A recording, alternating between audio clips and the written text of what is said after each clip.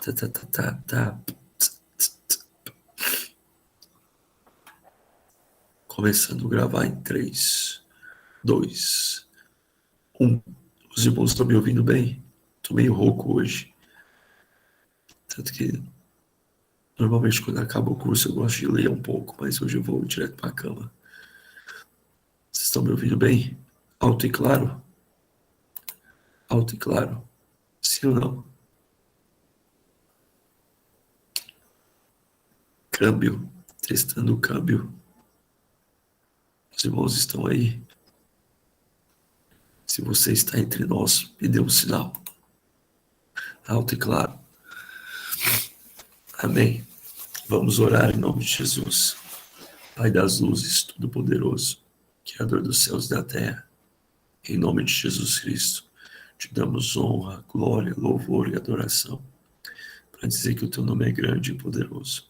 Pai, fica conosco, em nome de Jesus. Amém. E glória a Deus. Glória a Deus. Hoje nós vamos começar, irmãos, a matéria teológica, talvez a mais importante, ou a que vocês vão estudar mais ao longo da vida, que é a teologia sistemática. Para começar a teologia sistemática, antes de nós irmos para o debate, toda a teologia sistemática é baseada em uma coisa.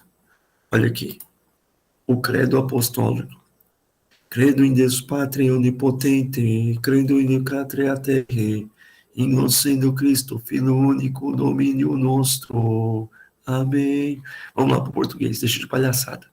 Irmãos, a primeira maneira de ensinar o evangelho, as doutrinas cristãs, foi por intermédio de credos. E esse é o primeiro credo, conhecido pelo credo apostólico, certo? Ok. E aqui no credo apostólico tem uma síntese, meus amados irmãos, de todas as matérias estudadas na teologia sistemática. Por exemplo, aqui, ó. Crê em Deus Pai Todo-Poderoso, teologia própria, Criador dos céus e da terra, explicando que o Criador é diferente da criação. Em Jesus, seu Filho, que foi concebido pelo Espírito Santo e nasceu da Virgem Maria. Cristologia, pneumatologia, isso aqui nasceu de Virgem Maria, cristologia, padeceu sobre o poder de Pôncio Pilatos. Isso aqui é a história da igreja, foi crucificado e morto, cristologia, desceu aos infernos e ao terceiro dia ressuscitou dos mortos, cristologia, subiu ao céu, cristologia, está assentado à destra de Deus Pai Todo-Poderoso, cristologia, donde julgar vivos e mortos, escatologia, creio no Espírito Santo, pneumatologia, creio na Santa Igreja Católica. E aqui, irmãos, o termo católico é o universal, único, uma igreja única. Eclesiologia, na comunhão dos santos, santidade, santificação, a remissão dos pecados, rabatiologia, ressurreição da carne, antropologia e escatologia, vida eterna, escatologia. Amém. Tá bom? Esse aqui é o credo que as pessoas aprendem a rezar na Igreja Católica, irmãos.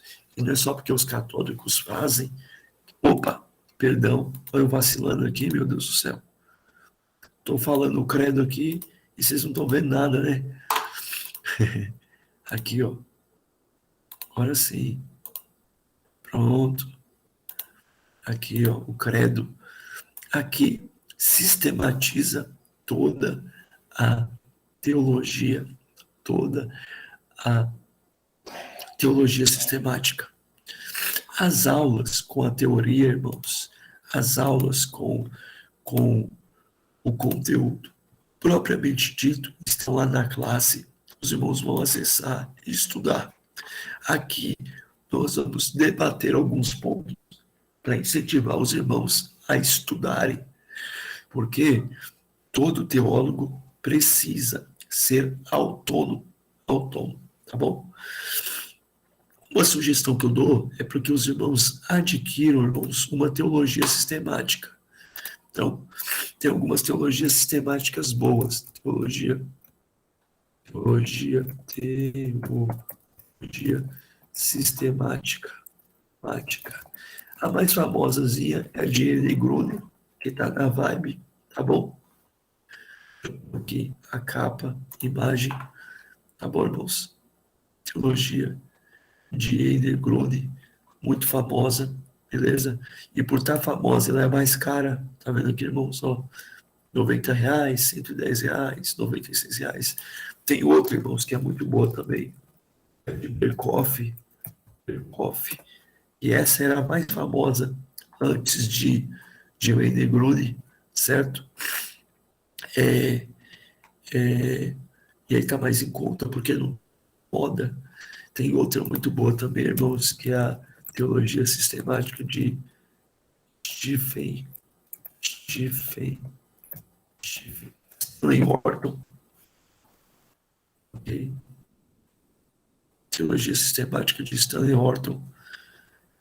Essa aqui, ela tem uma pegada, os capítulos sobre primatologia, ela dá uma sistemática robusta sobre o pentecostalismo e a continuação dos dons. E a teologia sistemática também de Finney, certo? Boa também, muito respeitada, certo? E qualquer uma, irmãos, qualquer um. Eu só não recomendo essa aqui, ó. Pastor, essa aqui os irmãos não compram em nome de Jesus, pelo amor de Deus. Cadê? Nem aparece. Teologia sistemática de Abílio Santana, pelo amor de Deus, irmãos. Essa aqui é fim de carreira. Essa aqui é para largar, tá? Não mexe com essa, não. Tem umas tops, irmãos. Tem a de deixa eu ver se aparece aqui o nome do homem. Uma que eu quero comprar, se Jesus me conceder graça. Deus, me ajuda, Senhor. O nome do homem, meu Deus. Teologia. Warden Brunet, não. Frank Ferreira é brasileira. Até barata, viu? Teologia de Frank Ferreira. Oh, Deus. Quando eu lembrar o nome do santo, eu falo com os irmãos. Certo, irmãos? Então, tem aí a teologia sistemática. Muito bom, irmão, tem uma. Teologia sistemática, irmãos, não é um livro que você compra para ler, certo? Você pode ler, mas é um livro que você compra para consultar, igual um dicionário teológico. Dicionário teológico. O nome do santo, gente. IH.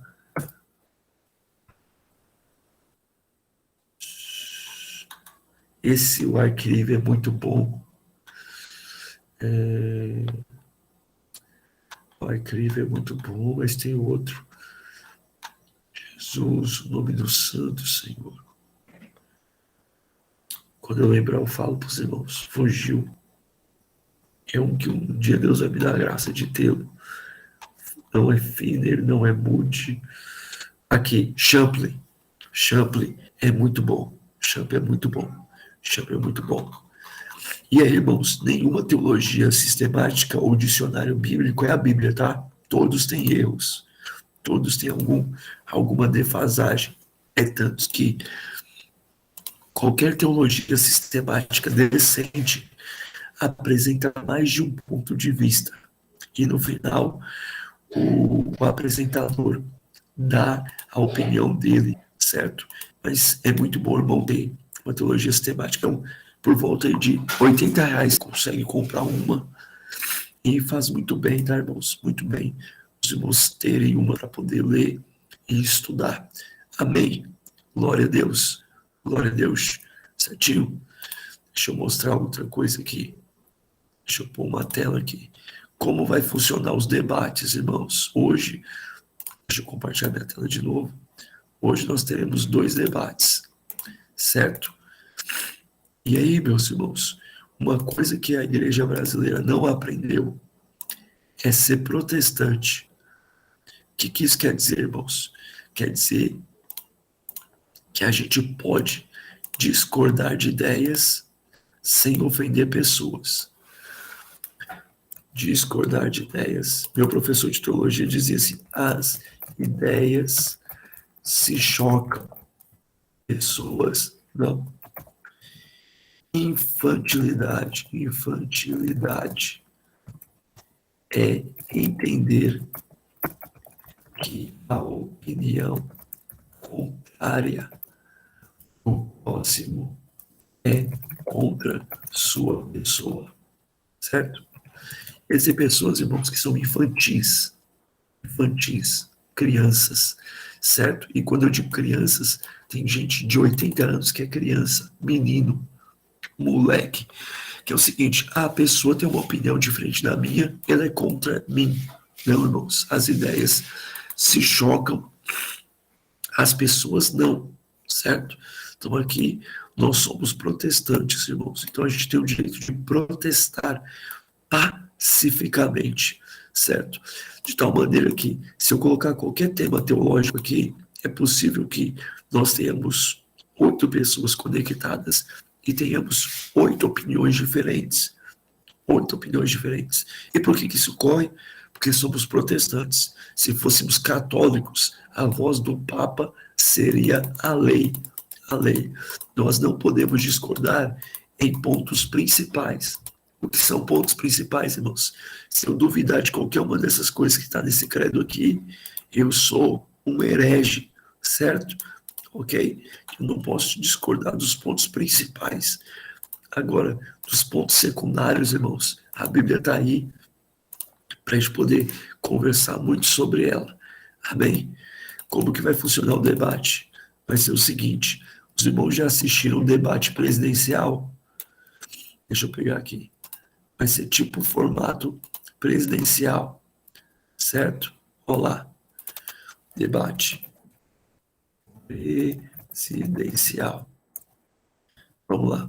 Fala inicial de 5 a 8 minutos, defendendo seu ponto. Primeiro, ordem alfabética.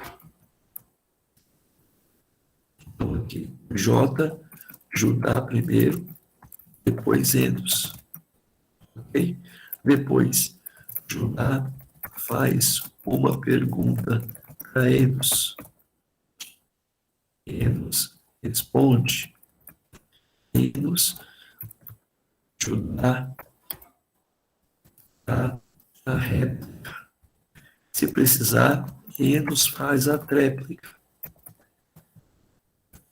E aí, repete o ciclo. Lembrando que perguntas, irmãos, perguntas e respostas serão menor tempo, certo? Ok? Terminando isso, começa a segunda rodada com Larissa versus Ana. Ana primeiro, ordem alfabética. Amém, irmãos? Amém? Amém? Sim? Tranquilo? Tranquilo? Certo? Cada tema vai varrer um assunto da teologia. Então, cada tema vai varrer um assunto da teologia, de tal maneira que hoje nós vamos ver teologia própria, que é o conhecimento de Deus, mais cristologia. Certo? Todos estão prontos, irmãos? Glória a Jesus. Todos estão prontos? Judá. Amém, Judá? Pronto. Enos. Amém? Amém. Então, tá bom. Vamos começar. Fala. Vamos começar. Judá, diga seu tema e comece a expor a sua ideia. O tema é o Deus Coach, né? Algo relacionado à teologia coach, né? A teologia própria do Deus Coach. Bom, vou começar, tá? Eu vou falar como se eu cresce, tá? Para ficar mais fácil aqui o desenvolvimento da argumentação. Não entendi. Eu vou falar como se eu fosse alguém que cresce realmente, para facilitar a Não, argumentação. deixa eu falar com você. E a ideia é essa mesmo, tá? Então, eu vou começar Beleza. agora, 21 e 23. Você tem até 21 e 31. Ok. Bom, basicamente, a gente entende que Deus cria, né, todas as coisas, e nisso ele decide também criar o homem, incluído em todas as coisas, está a criação do homem. No versículo 26 a 28 de Gênesis 1, capítulo 1, aí eu vou ler o versículo aqui rápido para a gente. Fala que Deus diz assim, né? Façamos o homem a nossa mais semelhança, que ele reine sobre os peixes do mar, sobre as aves do céu, sobre os animais domésticos, sobre toda a terra e sobre todos os répteis que se arrastam sobre a terra. Deus criou o homem à sua imagem, criou a imagem de Deus, criou o homem, a mulher. Deus abençoou, frutificai, disse ele, e multiplicai-vos, enchei a terra e submetei-a. Dominai sobre os peixes do mar, sobre as aves dos céus, e sobre todos os animais que se arrastam sobre a terra. Deus dá sobre o homem a missão de domínio. Deus coloca sobre o homem essa missão para reinar sobre a terra. E isso é dado ao homem na criação. Só que em Gênesis 3, a gente vê que o homem tropeça, né, no projeto de Deus. O homem tropeça e cai, peca. E nisso, Deus precisa, então, reconfigurar os planos para o homem. Deus precisa reconfigurar esse projeto que ele tinha para o homem, que é o que a gente lê em João 3,16, que Deus ama o mundo de tal maneira que ele vai lá e dá o seu Filho unigênito para todo aquele que nele crê, não pereça, mas tenha vida eterna. E aí tem a herança. E aí a gente deixa de ser servos na terra e começa a se tornar agora filhos do rei. E um Salmos que deixa claro isso, está em Salmos 82, versículo 6 ao 5, olha o que diz. Deus falando, eu disse, sois deuses, sois todos filhos do Altíssimo. Deus nos faz deuses aqui na terra, pequenos deuses, como a imagem e semelhança que está em Gênesis no versículo 1, agora somos como Deus aqui na terra. Então temos agora a chamada e a vocação soberana de exercer domínio, de reinar e de governar. Agora a gente, como filho, a gente tem de Deus as bênçãos, né? Mateus capítulo 7, deixa eu ir aqui no celular que é mais rápido. Mateus capítulo 7, no versículo 11, olha o que diz o texto do versículo 11 de Mateus 7. Portanto, se vocês que são maus sabem dar bons presentes a seus filhos, quanto mais seu Pai que está no céu dará bons presentes aos que lhe pedirem. Então, se a gente pede a Deus, se a gente trabalha, se esforça e pede a Deus, ele nos dá, porque agora somos filhos e não servos. E tudo isso porque a gente agora caminha a uma soberana vocação.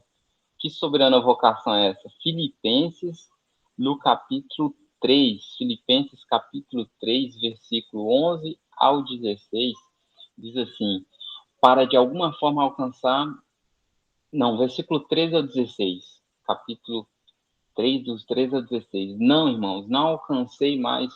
Não, irmãos, não alcancei, mas concentro todos os meus esforços nisso. Paulo falando. Esquecendo do passado e olhando para o que está adiante. Prossigo para o final da corrida a fim de receber o prêmio celestial para o qual Deus nos chama em Cristo Jesus. Todos nós alcançamos a maturidade, devemos concordar quanto a essas coisas. Se discordam em algum ponto, confio que Deus esclarecerá para vocês. Contudo, devemos prosseguir de maneira coerente com o que já alcançamos. Temos agora uma soberana vocação. E no 12 ele fala isso aqui, ó, não estou dizendo que já obtive tudo isso, que já alcancei a perfeição, mas ele fala no 13 que no 13, que ele esquece do passado, olha para o que está adiante, ele esquece dos erros, esquece dos pecados, Deus se esqueceu dos nossos pecados, ele se esquece dos nossos erros, dos nossos tropeços, dos nossos vacilos, e nos põe sempre para olhar adiante, sempre para prosseguir para esse propósito que ele nos deu, o plano, o propósito da vocação que Deus nos abençoa. Se a gente quer alcançar nações, se a gente quer construir empresas, se a gente quer ser um grande político. Deus esquece todo o nosso passado e nos põe adiante para avançar, esquecendo-se do passado, e ele então nos encaminha para uma grande vocação. E tudo isso no versículo 15, em outras traduções, vai estar falando que aqueles que alcançaram a perfeição têm que concordar com essas coisas. Nós que alcançamos essa perfeição. No 15 dessa tradução minha está falando maturidade, mas então a perfeição de ser filho. Há uma perfeição em ser filho. Então, quando Deus nos tira da escravidão de ser servo nessa terra e nos faz ser filhos, a gente agora consegue um caminho de perfeição. A gente consegue uma fé que é como se fosse uma força de vontade unida à constância, e a gente vence. 1 João, capítulo 5, olha o que diz sobre essa vitória. 1 João, no capítulo 5, versículo 4. Carta de João: pois todo aquele que é nascido de Deus vence este mundo, e obtemos essa vitória pela fé. Então a gente vence os obstáculos, a gente vence os desafios, a gente vence os nossos inimigos, a gente vence aqueles que invejam de nós, dos nossos planos, dos nossos propósitos. Eles não conseguem alcançar essa fé, porque essa fé vem de quem é filho, essa fé é a força de vontade de quem é filho. Por isso a gente não tem limite, a gente não tem limite. A nossa fé, na vitória que temos, a gente consegue não ter limites nessa fé. E por que eu digo isso? Mateus capítulo 17, no versículo 20, olha o que diz aqui. A gente não tem limites na fé que a gente põe sobre os nossos planos, sobre os nossos projetos, porque a sua fé é muito pequena, respondeu Jesus. Eu lhes digo a verdade, se tivessem fé, ainda que do tamanho de uma semente de mostarda, poderiam dizer este monte, mova-se daqui para lá, e ele se moveria. Nada seria impossível para vocês. Ou seja, se temos fé no que Deus pôs nas nossas vidas, os planos, os nossos sonhos, a gente não tem limites, e a gente vence essa fé, a gente vence o mundo. Amém. Glória a Deus. Bateu o tempo exato. Muito bem pela sua apresentação. Lembrando, irmãos, que só para quem está acompanhando, nosso irmão está defendendo uma heresia, tá? Viu? Só para deixar aqui, quem está aí dando glória a Deus. Aleluia. Viu? Amém. Nosso irmão Enos. Nosso irmão Enos tem até 39 a apresentar o ponto de vista dele. Valendo. Amém. Ok. O que eu vou apresentar aqui é o Deus da prosperidade. Isso que não é nenhuma novidade, que o que eu vou trazer aqui é um tema com total embasamento bíblico, não é necessário buscar em nenhum outro tipo de conhecimento, pois a Bíblia nos é suficiente para nos mostrar esse Deus da prosperidade, esse Deus que concede prosperidade aos homens, o mesmo Deus de Abraão, Isaac, Jacó, que prosperou esses homens na Bíblia, na palavra de Deus, nós vemos a história deles. Deus foi com Abraão, Deus foi com Isaac, foi com Jacó, prosperou seus caminhos, foi com Davi, foi com Salomão, também prosperou os seus caminhos, assim como os diversos reis que vimos ali, principalmente no reino de Judá. Sempre que víamos um rei fiel, temente a Deus, que tentava fazer a vontade de Deus, Deus prosperava, enchia os seus celeiros, e Deus cuidava destes e não lhe deixava faltar nada, multiplicava as bênçãos sobre a sua casa, sobre o seu reinado. E não falta referências bíblicas, versículos. Eu vou dar uma pequena referência aqui para nós vermos que Deus é esse que nós servimos, que é um Deus que concede prosperidade aos homens. Aqui em 1 Crônicas 29, 12, que diz o seguinte: riquezas e glórias vêm de ti, tu dominas sobre tudo, na tua mão há força e poder, contigo está o engrandecer, e a tudo dá forças. Então, nós vemos o quê? Que é um Deus que domina as riquezas, é um Deus que tem todo o poder, que domina sobre os homens, que domina sobre o ouro, que domina sobre a prata. Ele tem poder sobre todas essas coisas. E conforme o texto que também foi citado, esse Deus que é muito mais superior do que os homens, que pode conceder bens aos seus filhos, mesmo eles sendo falhos, concede bens aos seus filhos, concede aquilo que os seus filhos querem, desejam e necessitam. Deus, que é ainda mais superior e tem domínio e poder sobre coisas ainda maiores, não só espiritual, mas também coisas financeiras, sobre o dinheiro, sobre a riqueza, sobre o ouro. Deus também concede aos seus filhos tudo aquilo que eles necessitam e até mais, coisas maiores do que eles pedem ainda. A palavra do Senhor fala: o que olhos não viram, ouvidos não ouviram, o que jamais penetrou no coração humano, é o que Deus tem preparado para os seus filhos aqui na terra e também no céu. E aí temos diversos textos em Salmos, Deus falando das suas... nossos irmãos ali ainda, israelenses, os hebreus ainda louvando, temos o salmista Davi e outros louvando a Deus pelas suas grandezas e pelas bênçãos deles em sua vida. E muitos podem questionar e reclamar o fato de eu estar usando alguns textos do Antigo Testamento, mas também temos embasamento no Novo Testamento. Aqui em 2 Coríntios 16, versículo 2 e 3, diz o seguinte... 2 Coríntios 9, quer dizer, 2 Coríntios 9, versículos 6 a 8, diz o seguinte: e isto afirmo, aquele que semeia pouco, pouco também ceifará. O que semeia com fartura, com abundância também ceifará. Cada um contribua segundo tiver proposto no coração, não com tristeza ou por necessidade, porque Deus ama a quem dá com alegria. Deus pode fazer-vos abundar em toda graça, a fim de que, tendo sempre em tudo ampla suficiência, superabundeis em toda boa obra, como está escrito: distribuiu, deu aos pobres, e sua justiça permanece para sempre. É o mesmo Deus que abençoava ali os povos antigamente, abençoava os hebreus, abençoava as tribos, abençoou Jacó e Isaac. É o mesmo Deus que aqui continua abençoando a sua igreja. Aquelas bênçãos não foram reservadas somente para o povo de Israel, até porque nós somos o novo Israel de Deus. E ainda de maneira mais excelente, somos um Israel não só físico, mas também um Israel espiritual, ou seja, estamos ainda em um nível superior ao povo de Israel nesse sentido. Sendo assim, as nossas bênçãos são ainda mais superiores do que aquelas que ele concedeu ao povo de Israel. Porque Deus tem um apreço ainda maior por nós e nos considera como filhos de Deus. Como filhos, somos também herdeiros. Herdeiros, e se herdamos tudo que pertence a Deus não pertence o ouro, a prata, não pertence o dinheiro e todas essas coisas, herdaremos também essas coisas. Deus há de reconstruir o novo céu e uma nova terra. Não viveremos somente no céu, mas haverá também uma nova terra. Então Deus tem coisas preparadas aqui nessa terra para os seus filhos. Deus quer nos conceder as muitas riquezas dele aqui nesta terra.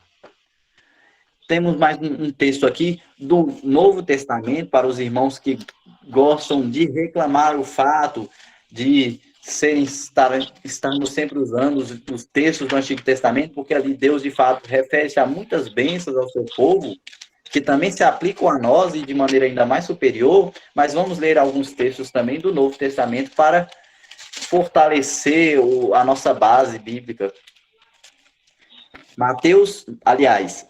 Lucas 6, 38, que diz o seguinte.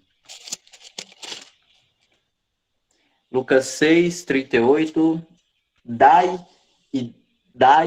Dá-se-vos-á. Boa medida, recalcada, sacudida, transbordante, generosamente vos darão, porque com a medida com que tiverdes medido, vos medirão também. Ou seja, Deus novamente reafirmando as bênçãos que tem para o seu povo, para aqueles que são fiéis. Deus espera de nossa parte também um esforço, um entregar. Da mesma maneira como aquele que se entrega em oração, recebe de Deus as coisas espirituais, também aquele que oferece a Deus a sua oferta, não só espiritual, não só o seu corpo, mas também as suas finanças. Deus também tem finanças. Aquele que planta muito, muito colherá. Então, aquele que planta uma oferta generosa, também da parte de Deus há de recolher bênçãos generosas. Amém. É isso que eu tenho para falar na minha introdução. Amém. Glória a Deus. Fiquei até preocupado, moço. Esses caras defenderam esse negócio com tanta convicção que eu vou tirar isso da escala de pregação da igreja. Ai, ai, ai. Judá, uma pergunta, Judá, para Enos.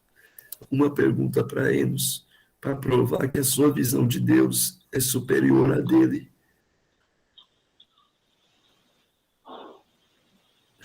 Beleza.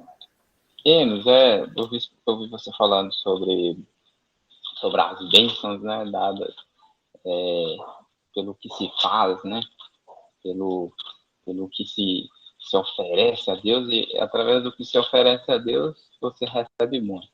Eu vi um texto aqui, cara, Lucas, capítulo 6, deixa eu pegar aqui, Lucas no capítulo 6, diz assim, deixa eu ver aqui, Lucas capítulo 6, versículo 20, ó. Então, olhando ele para os seus discípulos, disse: bem-aventurados vós, os pobres, porque vosso é o reino de Deus. Como você sabe, o que eu creio, né? Tanto o pobre, quanto o rico, quanto o desgraçado, quanto o abençoado, esse é transformado para o grande propósito, para a grande vocação de construir e vencer esse mundo e triunfar nesse mundo. A gente não precisa necessariamente fazer algo, a gente tem que se entregar a esse grande amor, né? Para vencer o mundo. Mas aí você me diz que o pobre, pelas suas palavras, dá-se a entender que o pobre já é um desgraçado, porque esse Deus não oferece riquezas para ele, esse Deus abandonou ele, os filhos são ricos, os filhos são cheios do dinheiro, cheio do ouro e do tesouro. E por que Jesus está falando bem-aventurado vós os pobres? Porque vosso é o reino de Deus. Bem-aventurado vós os que agora tendes fome, porque sereis fartos. Bem-aventurados vós os que agora chorais, porque haveis de rir. Como é que esse entendimento seu aí explica essa discordância sobre as bênçãos desses que não têm nada, sobre o amor desses que não têm nada? Me explica isso aí, cara. Amém. Enos, 2 minutos para você responder. Isso é muito simples. Primeiramente, essa pergunta sua vem de um grave equívoco que alguns cometem ao confundir a prosperidade com a riqueza. Primeiro que quando Deus refere prosperidade na Bíblia, vemos a prosperidade não está diretamente ligada à riqueza ou necessariamente ligada à riqueza. Porque quando vemos prosperidade, podem existir pessoas pobres, prósperas, com pessoas pobres que não são prósperas. Podem existir pessoas ricas que são prósperas da mesma maneira que ricos que não são prósperos. Até perdi o raciocínio com esse comentário de Lucas. Então, continuando. Então, o que Deus tem para oferecer é uma bênção para além da riqueza. E se entendemos que a bênção de Deus, a prosperidade que Deus concede ao homem, provém de Deus, todo o seu pertence, o homem pertence a Deus. Ele, quando Jesus morre e se entrega, e nós aceitamos a Jesus, nós nos tornamos escravos, nos entregamos a Deus, somos inteiramente de Deus. Sendo assim, também nossas finanças, nosso dinheiro pertence a Deus. E quando fala que somos próximos, não quer dizer que vamos ter muito dinheiro, mas quer dizer que não vão faltar as nossas necessidades. Pode haver alguém ali recebendo seus 2.000, seus 1.000 por mês e ter paz, porque a prosperidade também nos traz paz, nos traz descanso, conforto, mas pode haver também aquele que tem muito dinheiro, recebe ali seus 30 mil, só que tem um nome sujo no SPC, não consegue viver em paz consigo mesmo, não consegue administrar aquelas coisas, e não vive em paz, pois não tem a prosperidade que Deus concede, só tem o dinheiro humano, dinheiro vão, e não entregou todo o seu ser a Deus, e juntamente também com suas finanças. Mas aquele que entrega a Deus, se entrega a Deus inteiramente, Deus administra suas finanças, não deixe que nada lhe falte, e esse também alcança a prosperidade, e quando Deus quer também, Deus lhe concede também as bênçãos financeiras em abundância. Amém, amém, amém. Ju, 1 minuto para réplica. Se quiser ter, né? Não é Ok, obrigatório. ok. Sim, mas então eu fiquei na dúvida, Enes. Então, como é que se alcança essa prosperidade que não é só riqueza? No caso, você falou aí, tudo pertence a Deus. A impressão que dá é que ele não ofereceu nenhum governo à pessoa, meio que ela está com sua carteira e com o seu carro e com sua casa nas mãos de Deus, ela não tem mais responsabilidade nenhuma, ela não tem mais direito de nada, porque a gente sabe que somos pequenos deuses. Por sermos pequenos deuses, temos esse governo. Como é que faz para uma pessoa, então, alcançar essa prosperidade que nem a ela vai pertencer? Me explica como é que alcança essa prosperidade que parece que não é mais não é mais relacionado só a finanças, mas uma saúde? Como assim? Me explica aí. Amém.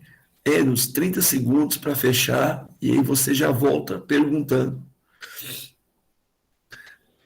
Olha, todas as riquezas, todo o ouro, toda a prata pertence a Deus. Logo, tudo que eu tenho, tudo que aqueles que são filhos de Deus têm, pertence a Deus. E esses recebem de Deus. Nós temos de Deus e nós permitimos que Deus continue com essas coisas que são dele. E ele nos permite, assim como no dízimo, nós temos, Deus nos dá os 90% e nós devolvemos, entregamos a ele os seus 10%, porque é só isso que ele pediu de nós, um esforço, mas ainda temos muito gratidão a Deus, por isso também entregamos e ofertamos ainda mais quando recebemos e sentimos no coração da parte de Deus. Amém. Manda a pergunta para ajudar, em nome de Jesus.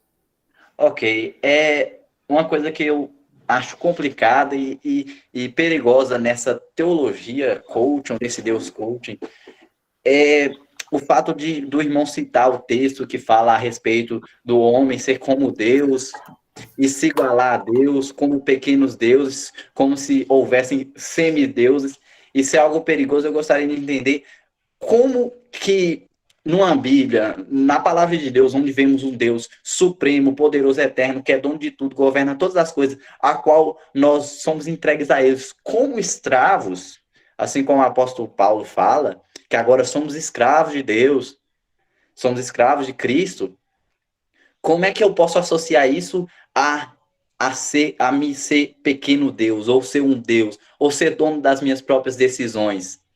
Se é Deus que é soberano sobre tudo e faz tudo conforme a sua vontade e só me concede aquilo que ele quer me conceder, como eu posso ter autoridade ou capacidade de alcançar alguma coisa por minha própria vontade, se a minha vontade deve pertencer a Deus? Amém. Ju, 2 minutos. Vamos lá, né? Romanos, capítulo 8, versículo 37, vai dizer o seguinte. Esse texto aqui acaba com qualquer... Essa mania que a gente tem, é porque eu sou crente, eu tenho que me dobrar. Não, Deus nos levanta. Ele não pede que dobre os joelhos, ele pede que se levante e fique de pé diante dele. Olha só, Romanos 8,37. Em todas essas coisas, porém, somos mais que vencedores por meio daquele que o quê? O quê? Nos amou. Porque ele nos amou. João 3,16, ele foi lá e deu o próprio filho. Ou seja, ele amou tanto que nos fez o que? Mais que o que? Vencedores. O que será alguém que é mais que vencedor? É alguém que não tem limites. É alguém que deixou toda a escravidão para lá. Toda a imagem de servo, somos filhos. Imagine o filho ir limpar o banheiro do pai, não existe isso. Aqui no Brasil tem, mas é por causa dessa mentalidade pequenina. Mas na mentalidade de um vencedor, o filho está junto do pai, ceando, os servos o servem, e agora a gente pode reinar com ele, sendo mais do que vencedores. Pronto. 1 minuto para réplica. Eu consigo ver bem no contexto do texto, você está falando de um sofrimento, de algo que o povo aqui, os cristãos passaram. E sobre esse sofrimento, Deus concede a vitória ao crente. Sobre essa luta, sobre as dificuldades. Então, o que é que entendemos aqui? Não vejo aqui Deus amando alguém, simplesmente lhe capacitando alguma coisa, mas vemos aqui alguém que está passando por uma tribulação, uma dificuldade, alguém que se humilha, se coloca perante Deus e pede a Deus, e Deus concede a vitória. Esses podem ultrapassar os obstáculos devido à graça de Deus, mediante o esforço, o sofrimento, a luta do crente diária, e Deus escuta e vê, olha para o crente nessa luta e lhe concede a vitória. Amém. 30 segundos para réplica, irmão. Judá, 30 segundos. Cara, Provérbios 4:18. 4:18. Eu não vou parar, mas tem versículo demais. Olha só o que diz Provérbios 4:18. Diz o seguinte: mas a vereda do justo é como a luz da aurora, que vai brilhando mais e mais até ser dia perfeito. Rapaz, não dá para ser um escravo, humilhado e brilhar, rapaz. Temos que ser vencedores. Mais que vencedores. É isso aí. Eu agradeço a oportunidade. Amém. Parabéns a todos os irmãos envolvidos, em nome de Jesus. Foi muito excelente, vocês se esmeraram na heresia. Irmãos, só tem um problema em tudo que eles apresentaram. Judá e Enos não responde. Qual que é o problema, irmãos? Qual que é o problema? Na ideia que eles apresentaram, um único problema que derruba tudo, cai por terra tudo.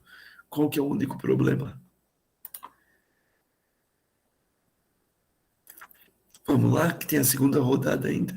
Eu acredito que a segunda rodada vai ser menos dramática. Qual que é o problema, irmãos? Tem um problema só. Alguém sabe apresentar? A ideia, irmãos, é medo. A ideia, irmãos, é só um problema. O problema é que tanto a teologia do desenvolvimento pessoal, que Deus me chamou, não, isso sim, que Deus me chamou para fazer crescer, ser cauda e não cabeça, ser uma pessoa cada vez melhor, quanto a teologia da prosperidade, que Deus chamou para eu ser rico, abundante, é que eu desconsidero o caráter de Deus. Eu considero Deus como uma fonte de energia sem vontade, que a partir de eu não gosto dessas palavras, que a partir de princípios, que a partir de atitudes, eu destravo as bênçãos do Senhor sobre a minha vida e eu vou desenvolvendo como se Deus fosse um jogo de videogame, que a cada dia eu passo uma fase e vou como se Deus não tivesse vontade. E aí cai por terra simplesmente a história de Jó, a história do apóstolo Paulo e a história do nosso Senhor Jesus. Amém, irmãos? Amém? Em nome de Jesus Cristo. Deus é poderoso para me fazer uma pessoa melhor? Sim. Deus é poderoso para me prosperar? Sim. Mas o fato principal é que eu seja parecido com Ele. Parecido com Ele. Fala, Ju. Só queria ressaltar que no final o Jó, né, recebeu todas as bênçãos porque ele passou pelo processo, né?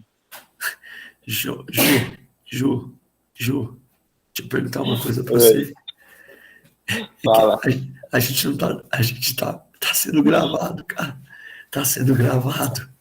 Mas deixa eu perguntar uma coisa, deixa eu perguntar uma coisa para você aqui. Vê se em algum momento ele pediu isso. Vê se em algum momento ele quis abrir mão para perder.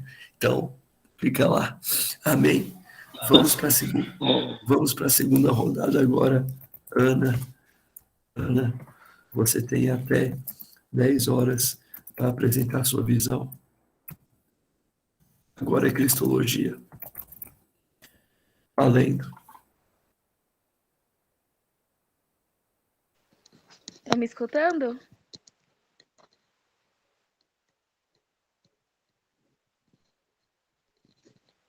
Sim.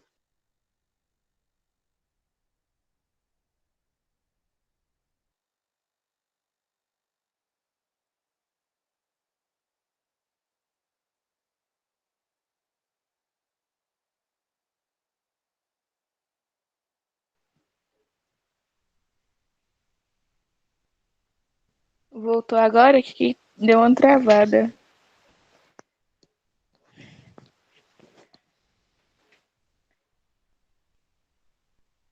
Então, aí eu vou falar sobre Jesus é unicamente homem. A gente vai olhar na Bíblia todo o contexto histórico, todo a desde que Jesus nasceu até o momento dele ser crucificado, nós observamos que Jesus, ele sim foi unicamente homem, ele teve todos os sentimentos humanos que pode ser ditos em João 13, no versículo 21, vai falar assim: depois de dizer isso, Jesus se angustiou em espírito e afirmou: em verdade, lhe digo que um de vocês vão me trair. Então, ali nesse contexto ali, Jesus já sabia que Judas iria trair ele, e ele sentiu toda essa dor, essa amargura dessa traição, desse sofrimento de uma pessoa, de um ser humano, né? De um ser humano mesmo sentir essa dor. E tem outras partes também, quando Jesus também foi pro deserto, ficou lá 40 dias e 40 noites, também foi tentado por diabo. Então ele teve todas as sensações humanas que poderia ter, sem contar que sem contar que Jesus ele teve todo o contato com o humano. Eu vou colocar outra versículo aqui que para a gente ressaltar. João 8, que vai falar 38. Vai falar. Então lhe disseram, nosso pai Abraão. Mas Jesus respondeu: se vocês fossem filhos de Abraão, faria as obras que ele fez. Mas agora vocês estão querendo me matar. A mim lhes falei a verdade e ouvi de Deus. Abraão não fez isso.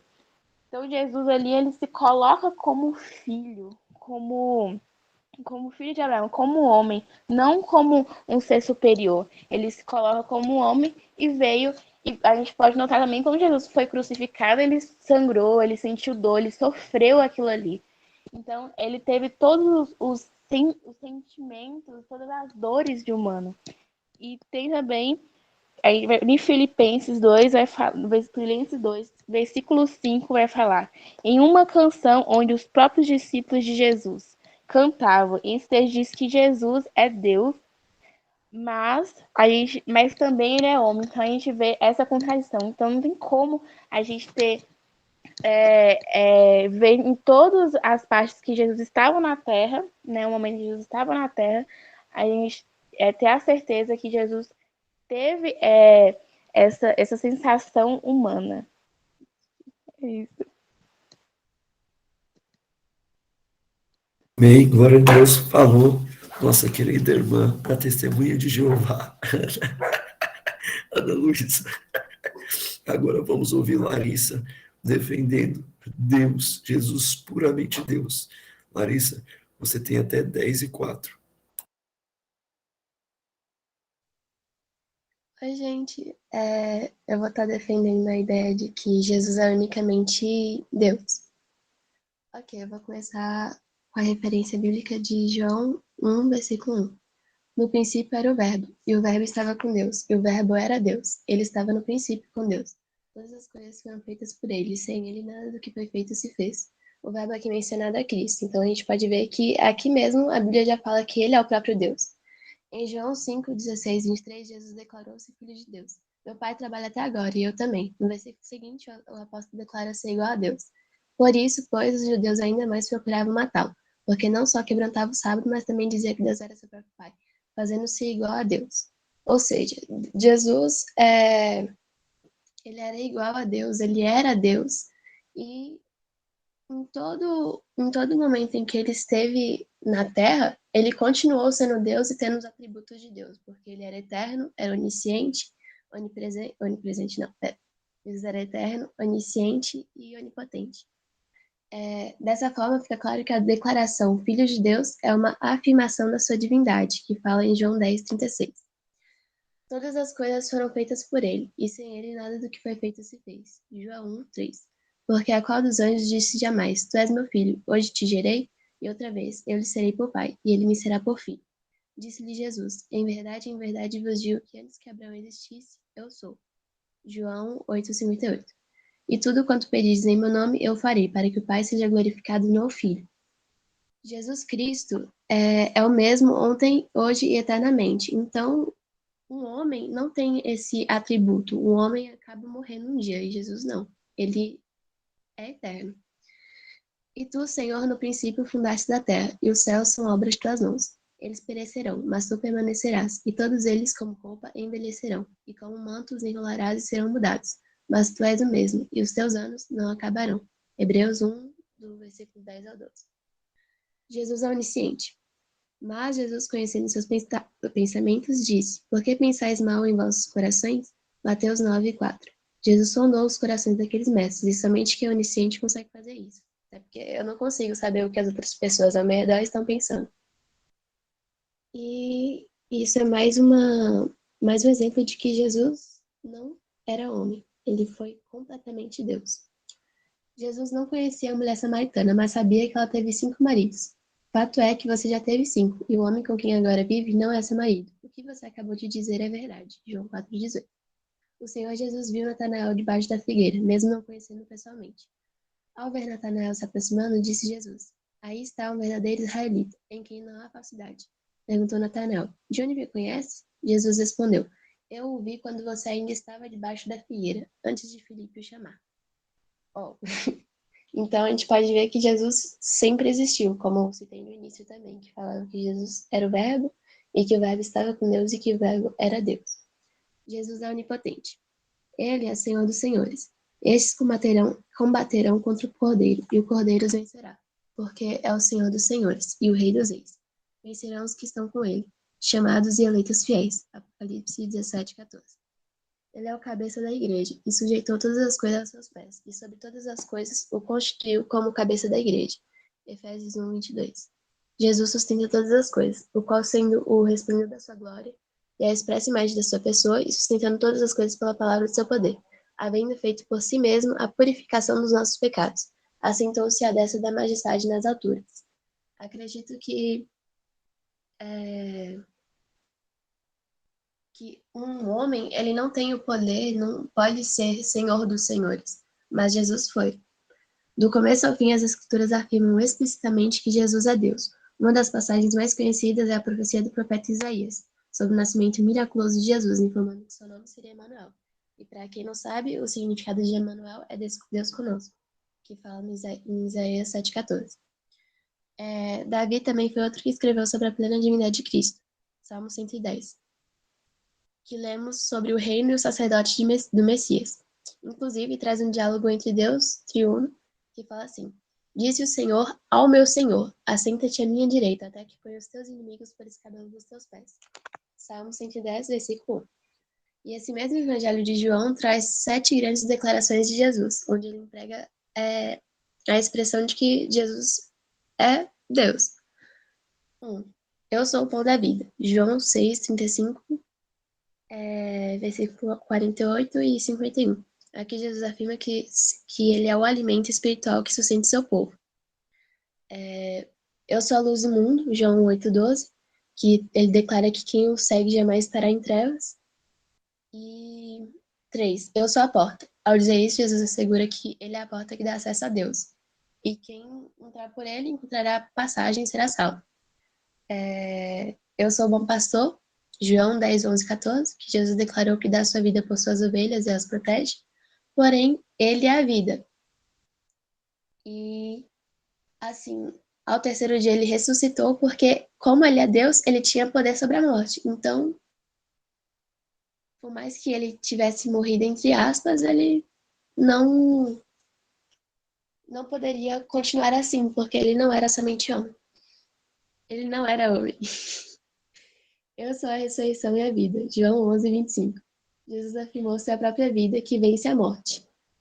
E eu sou o caminho, a verdade e a vida. Jesus ensinou que apenas por ele, somos conduzidos ao Pai. Eu sou a videira verdadeira. Com essa declaração, Jesus alertou que apenas estando nele é que podemos produzir frutos.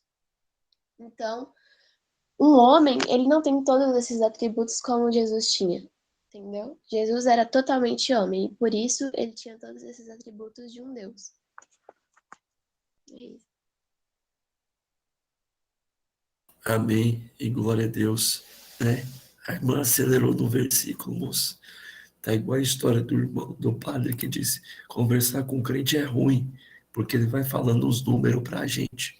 Como assim, padre? Eles vai falando assim: 16, 22 de Mateus, 32, 14 de Isaías, 15, 22 de Deus.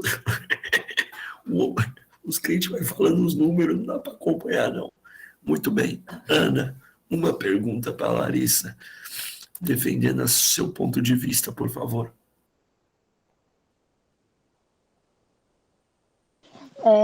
Você tinha falado que Jesus é onisciente, só que a gente tem a história que fala sobre a morte de Lázaro, lá no capítulo 11, versículo 17, quando Jesus chegou, encontrou Lázaro já no sepulcro, sepultado havia 4 dias. Se Jesus era onisciente, porque de lá ele já não fez,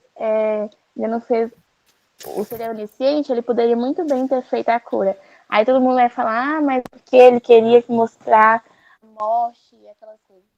Mas como ele amava tanto Lázaro, porque ele não poderia ter poupado toda essa dor das mãos dele.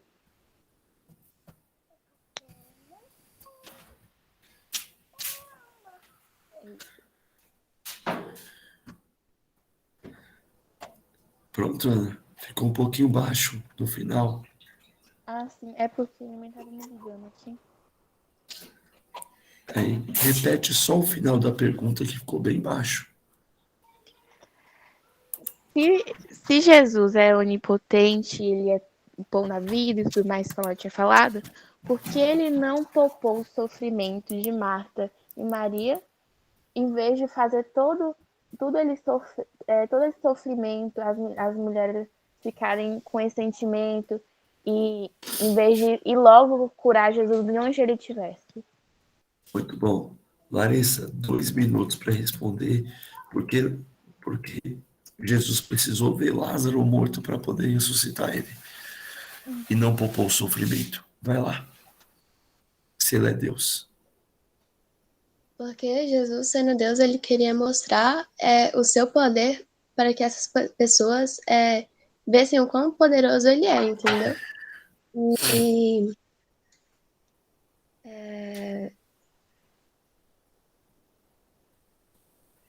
tipo, Jesus, ele... Misericórdia, calma aí, gente.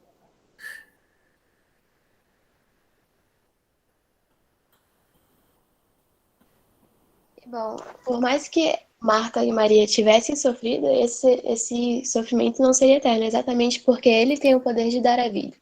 Então, não teria o porquê ele falar para elas, fica calma aqui, porque até mesmo se ele falasse, elas poderiam não acreditar, porque ele tinha falado que Lázaro não estava morto, porém a galera pensou que Jesus estava falando mentira, entendeu? Então, por isso. Muito bom. Ana, 1 minuto para réplica. Se você desejar. Não, pode seguir. Então tá bom. Larissa, sua pergunta.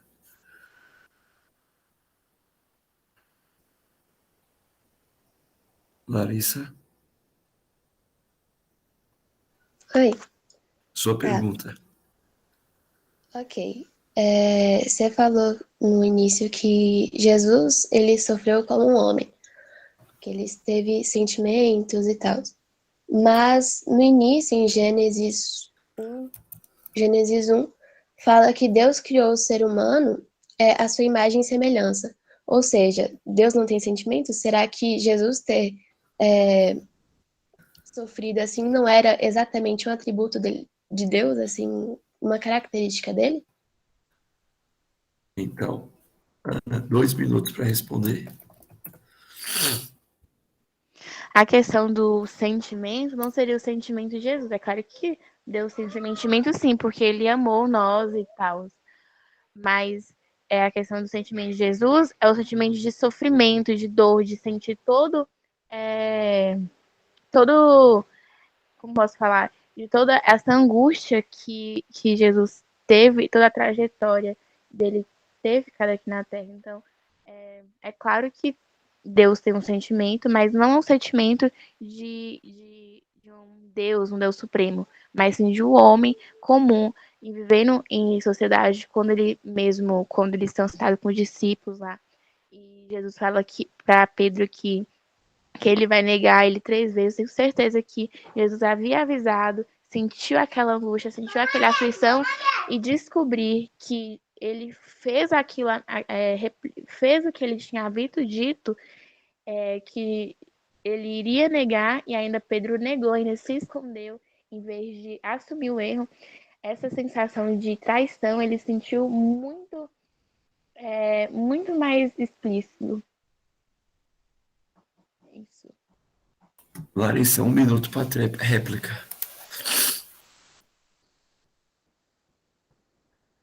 Se você desejar. Ok. Se Jesus realmente era unicamente homem, como ele saberia que Pedro iria negá-lo 3 vezes? Não, Larissa, não é para perguntar, Larissa. É para fazer sua consideração. Você tem 1 minuto.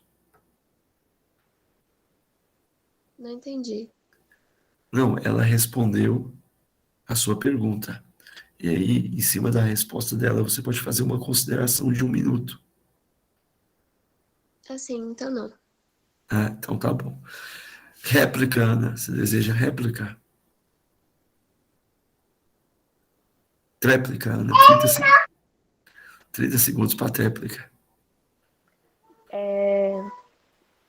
Como todos os outros profetas, Moisés também teve as visões.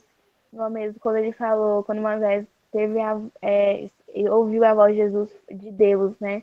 Falando que iria ter as 10 pragas.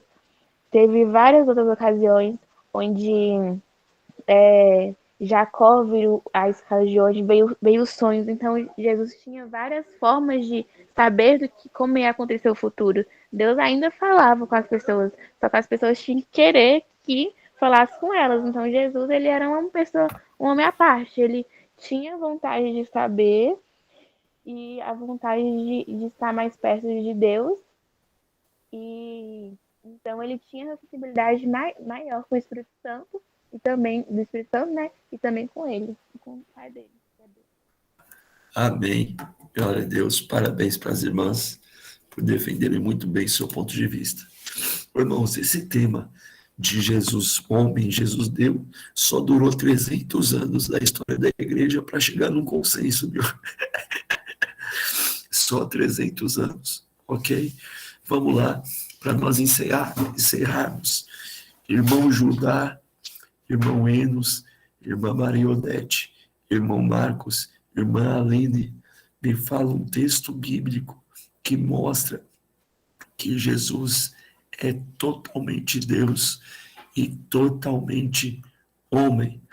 Eu vou apresentar para os irmãos o paradoxo de Dionísio para explicar isso aqui. Mas vamos lá, irmãos. Um versículo que prova que ele era totalmente Deus e totalmente homem.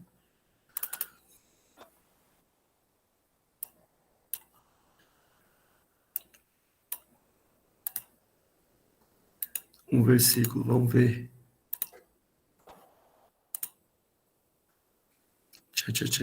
Ou um texto.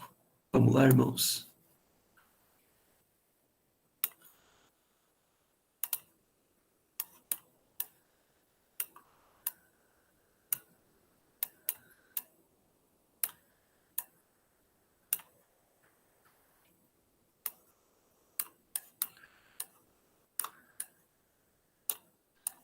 Seria o texto de Filipenses 2?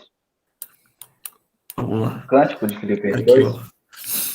Se a atitude de vocês é uma de Cristo, que embora sendo Deus, muito bom, não considerou ser igual a Deus, considerou a paz acima de si mesmo, servindo, tornando-se semelhante aos homens. Esse semelhante aqui, irmãos, no português é semelhante, mas aqui, porque eu posso falar assim, essa xícara é semelhante a uma original, não é original, mas semelhante. Esse semelhante do grego aqui é exatamente igual a um homem. O Cântico de Filipenses diz muito bem, Colossenses capítulo 1 diz muito bem também. Deixa eu só mostrar para os irmãos um detalhe aqui, ó. Aqui, ó. Esse aqui foi a defesa de Diógenes sobre a dupla natureza de Deus, ok? Por exemplo, Jesus, os irmãos estão vendo meu quadro? Estão vendo meu quadro aqui, irmãos? Ok. Sim. Jesus, ele é Deus. Por que ele é Deus? Porque a Bíblia manda a gente adorar ele. Porque a Bíblia manda a gente adorá-lo. Se Jesus fosse qualquer coisa, se fosse qualquer coisa menor que Deus, seria idolatria. Idolatria. Ok? Então, George diz o seguinte: é claro que Jesus é Deus, porque a Bíblia manda a gente adorar ele. Senão a Bíblia mandaria senão a gente ia estar adorando uma criatura, e adorar uma criatura é idolatria. Amém? Porque Jesus Cristo é a ponte que Deus usou. E porque Jesus é homem. Jesus é homem porque somente um representante humano,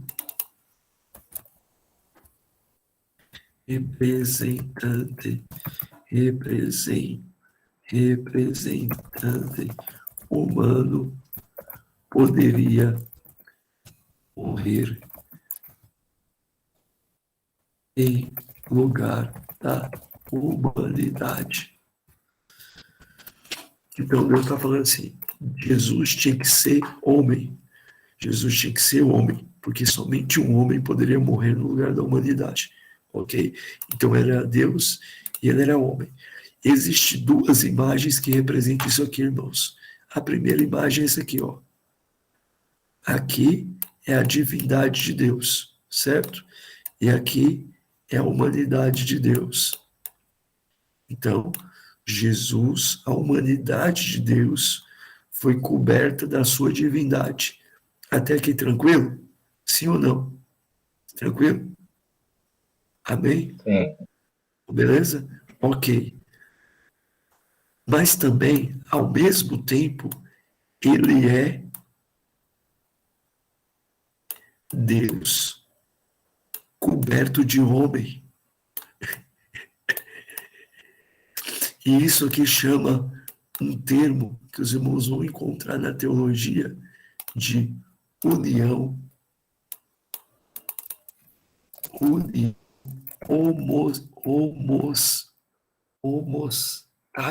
homopostática,